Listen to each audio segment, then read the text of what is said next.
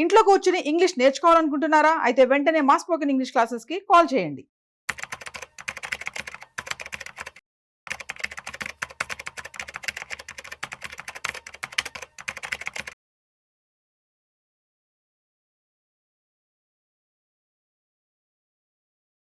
Welcome to Vishnu talks. నేను మీ విష్ణు. ప్రస్తుతంతో పాటు certified financial planner Madhavi Reddy గారు ఉన్నారు. వారితో మాట్లాడదాం.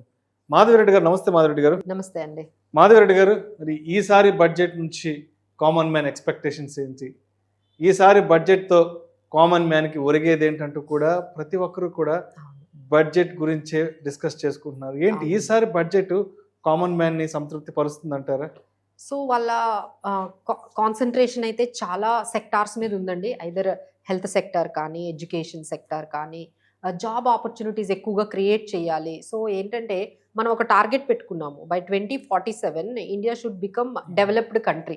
సో 2047 కన్నా డెవలప్డ్ కంట్రీ అవ్వాలి అంటే మనము every year almost 80 lakh jobs create చేయాలి. So 80 lakh jobs per annum create చేయగలిగితే మనము అప్పుడు అక్కడికి ఆ గోల్ రీచ్ అవుతాము అని చెప్పేసి వాళ్ళు అంటున్నారు. సో ఈ జాబ్ క్రియేషన్ మీద కానీ, తర్వాత డిజిటలైజేషన్, సో వాటి మీదే మనకి ఈసారి అంతా కూడా బడ్జెట్ ఉంటుందండి. బట్ అందరూ ఎదురు చూసేది ఏంటంటే ఒక కామన్ మిడిల్ క్లాస్ పర్సన్ మనకి ట్యాక్స్ లో ఏమైనా రిలీఫ్స్ రాబోతున్నాయా, మనకి డైరెక్ట్ గా ఎలాంటి రిలీఫ్స్ రాబోతున్నాయి అనేది ఎక్కువగా సాలరీడ్ ఎంప్లాయీస్ మిడిల్ క్లాస్ ని మనం అడ్రస్ చేస్తున్నట్లయితే వాళ్ళ ఎక్స్పెక్టేషన్ అసలు వాళ్ళు వినేదే ఆ పాయింట్ కోసం అండి. మనకేమి తగ్గింది, ట్యాక్స్ ఎంతవరకు తగ్గింది, ఎందుకంటే ట్యాక్స్ బర్డన్ చాలా వరకు పెరిగిందండి. సో దాన్ని ఏ విధంగా ఈ ఇయర్లో అంటే ఈ పర్టికులర్ బడ్జెట్లో మనకి రిలీఫ్ రాబోతుందా లేదా అనేది అందరూ చాలా ఆసక్తిగా ఎదురు చూస్తూ ఉంటారు.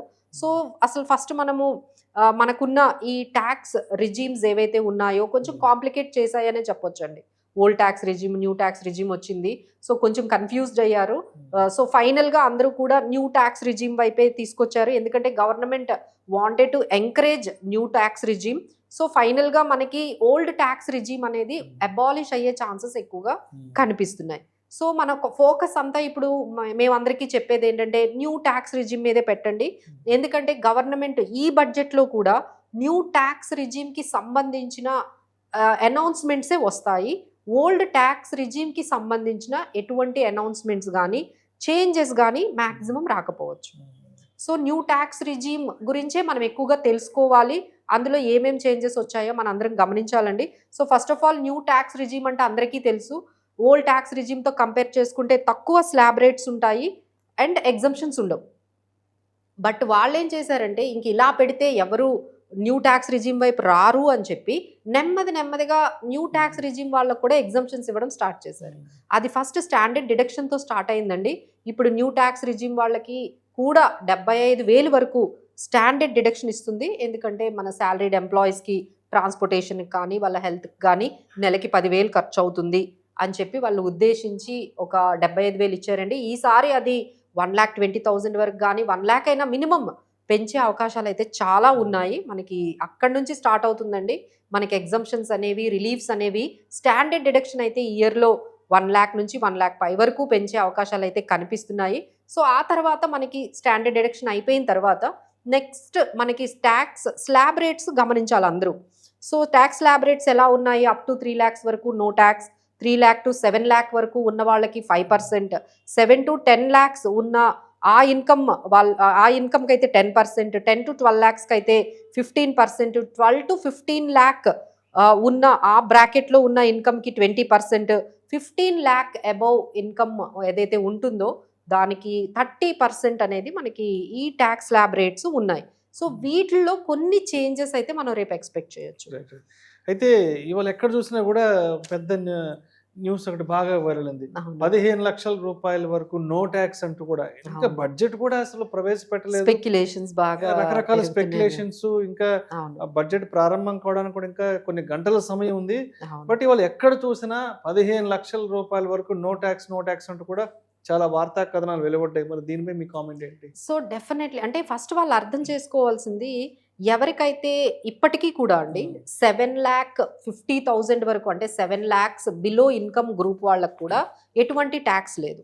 అంటే మనకి ఇప్పుడు 8 lakhs కానీ 9 lakhs 10 lakhs ఇలా ఉన్నప్పుడే మీరు ట్యాక్స్ కట్టే ఆ పర్టికులర్ ఫ్రేజ్లోకి వస్తారండి. Just I give one example. Just సింపుల్గా ఒక 8 lakhs ఇన్కమ్ ఉన్న వాళ్ళకి ఫస్ట్ స్టాండర్డ్ డిడక్షన్ 75,000 పోతుంది. ఇంకా ఎంత ఉంటుంది? 7,25,000 ఉంటుంది. అందులో ఫస్ట్ 3 lakhs వరకు నో ట్యాక్స్ అంటున్నారు. మీరు చెప్పిన దాని ప్రకారం వాళ్ళు ఏమంటున్నారు? 3 lakhs ని 15 lakhs చేస్తారంటున్నారు. This is may not be possible అండి. మరీ 15 lakhs అయితే మనం ఎక్స్పెక్ట్ చేయలేము. మేబీ మా ఎక్స్పెక్టేషన్స్ ఏంటంటే ఒక 5 lakhs వరకు ఈ 3 lakhs ని కొంచెం 5 lakhs ఎగ్జంప్షన్ అనేది ఇవ్వచ్చు. మరి ఎగ్జాగరేటెడ్ గా మరి 10 lakhs 15 lakhs అనేది మేబీ ఎగ్జాగరేట్ అయ్యి ఉండొచ్చు. బట్ 5 lakhs వరకు ఎగ్జంప్షన్ కానీ ఇచ్చినట్లయితే అది మనకి బెటర్ గానే ఉంటుందండి. సో ఇప్పుడు మనకున్నది ఏంటంటే ఇప్పుడు 8 lakh లో నుంచి 75,000 బేస్ స్టాండర్డ్ డిడక్షన్ పోతే 7,25,000 తర్వాత ఈ 3 lakhs మనకి తీసేస్తే ఇంకా 4,25,000 ఉంటుంది. నెక్స్ట్ స్లాబ్ రేట్ ఏముంది మనకి 3 to 7 lakh అంటే ఆ 4 lakh మీద 5% వేస్తున్నారు. సో 4 lakh మీద 5% అంటే 20,000. సో 7,25,000 నుంచి మనం 3 lakhs తీసేసాము. తర్వాత 4 lakhs కూడా తీసేస్తే ఇంకా మనకి 25,000 ఉంటుంది. ఆ 25,000 మీద మనకి నెక్స్ట్ 10% పడుతుంది. సో మనం ఏం చేయాలి? 4 lakhs మీద మనము మనకి 5% అంటే 20,000. అలానే దీని మీద మనకి 10% అంటే మనకి ఆల్మోస్ట్ 2,500. తర్వాత సెస్. సో ఒక 8 lakhs సంపాదించే ఒక పర్సన్కి దాదాపుగా 23,400 ట్యాక్స్ అనేది పడుతుంది. ఇది మనకి ఇప్పటి వరకు ఉంది. సో దీన్ని తగ్గించడానికి ఏమైనా వాళ్ళు కానీ 5 lakhs వరకు చేసినట్లయితే డెఫినెట్లీ చాలా రిలీఫ్ వస్తుందండి. మరి 23,000 25,000 ట్యాక్స్ కాకుండా చాలా 10,000 వరకే వెళ్ళొచ్చు. బట్ అది ఎంత ఇస్తారు అనేది మనం రేపు ఈగర్గా అందరూ ఎదురు చూస్తున్నారు. స్టాండర్డ్ డిడక్షన్ పెంచటం కానీ బేసిక్ ఎగ్జంప్షన్ లిమిట్ అయిన ఈ 3 lakhs ని 5 lakhs ఇంకా ఎక్కువ చేస్తారా అన్నది.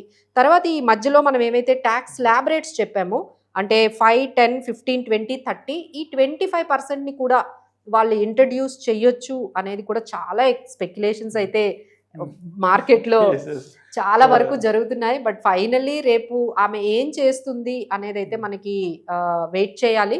బట్ ఒకటైతే కన్ఫర్మ్ అండి, ఏం చేసినా వాళ్ళు న్యూ ట్యాక్స్ రిజీమ్లోనే చేంజెస్ తీసుకురాబోతున్నారు. అలానే ఇప్పటి వరకు ఏంటంటే మనకి ఎగ్జంప్షన్స్ అనేవి హోమ్ లోన్ ఉందనుకోండి, మీరు ఏం చేస్తారు? కంపల్సరీ మీరు ఓల్డ్ లోనే ఉంటారు. ఎందుకంటే న్యూ ట్యాక్స్ రిజీమ్లోని మనకి హోమ్ లోన్కి సంబంధించిన interest exemption under section 24B అవైలబుల్గా లేదు.